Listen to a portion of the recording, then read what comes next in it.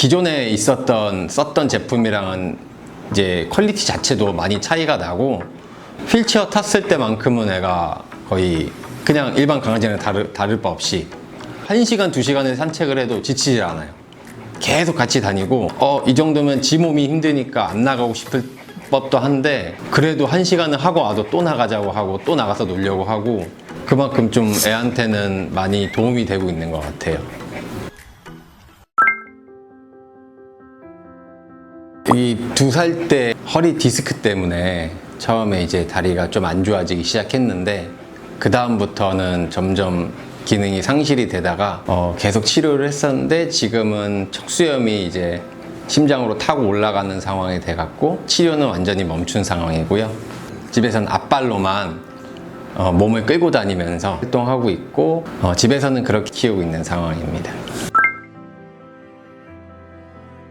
이제 와이프를 만나게 되면서 마루를 알게 돼서, 처음에 와이프가 여기서 전문적으로 맞추지 않고 시중에 시판돼 있는 휠체어를 태웠었다고 해요. 근데 그게 사실 맞춤도 아니다 보니까 몸에 잘 맞지도 않고 내구성도 많이 떨어져서 평생 써야 되니까 맞춰야겠다 해서 맞췄다고 하더라고요.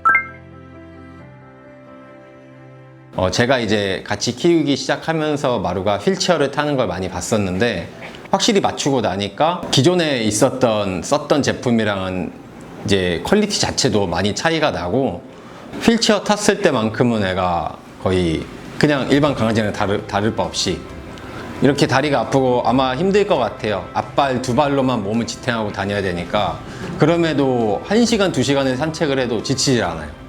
계속 같이 다니고, 이 정도면 지 몸이 힘드니까 안 나가고 싶을 법도 한데 어떻게든 나가려고 산책하려고 하고, 저희는 그래서 비가 오나 눈이 오나 제가 매일 산책을 시켜주는데, 그래도 1시간을 하고 와도 또 나가자고 하고 또 나가서 놀려고 하고, 그만큼 좀 애한테는 많이 도움이 되고 있는 것 같아요.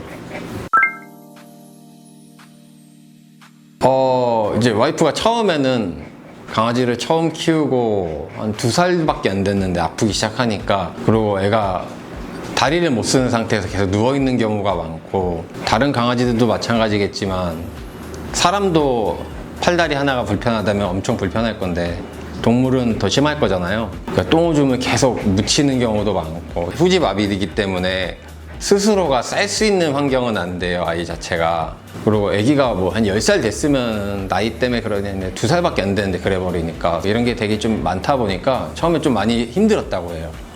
스트레스를 엄청 많이 받았다고 하더라고요. 근데 일단은 휠체어를 탄 상태에서는 조금 그 똥오줌을 빼주는 게 저희가 되게 편해요.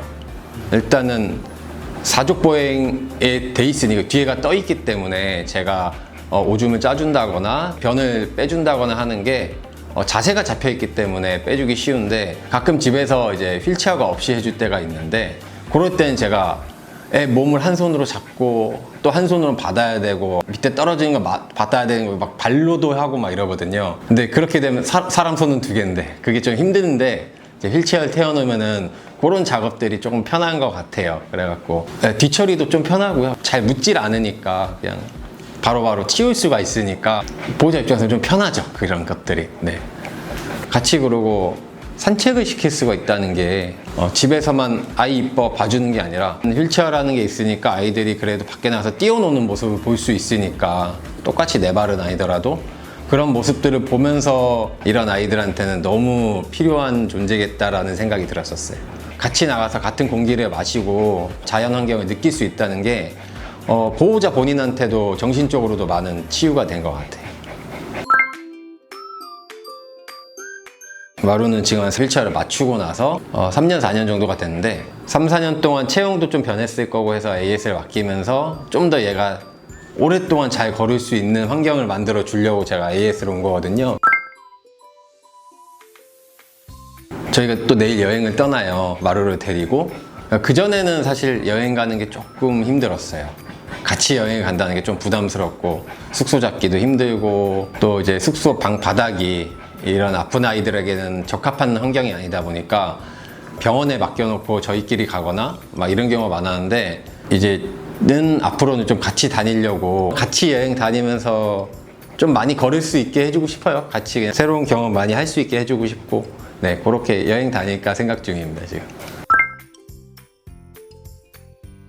상담도 되게 편하게 해주시고 제가 생각했던 뭐 수정 방향이나 이런 것들이 있었는데 확실히 저보다 빨리 캐치하셔갖고 먼저 피드백을 주시더라고요. 그래갖고 그런 부분도 되게 편했고 제가 궁금했던 부분들의 자세를 어떻게 바꾸는 거에 따라서 뭐 어떤 게 더 좋을까에 대한 의견을 물었을 때 그런 이제 피드백도 너무 잘해 주셨고요. 뭐 시간도 사실 얘네한테는 하루하루가 다 삶의 일부분이잖아요. 빨리빨리 진행해 주신다는 게 저는 되게 좋았거든요. 갖고 하루라도 빨리 조금 더 편하게 아이들이 지낼 수 있게 할 수 있다는 그 대응이나 이런 것들이 좀 마음에 들었었습니다. 저는.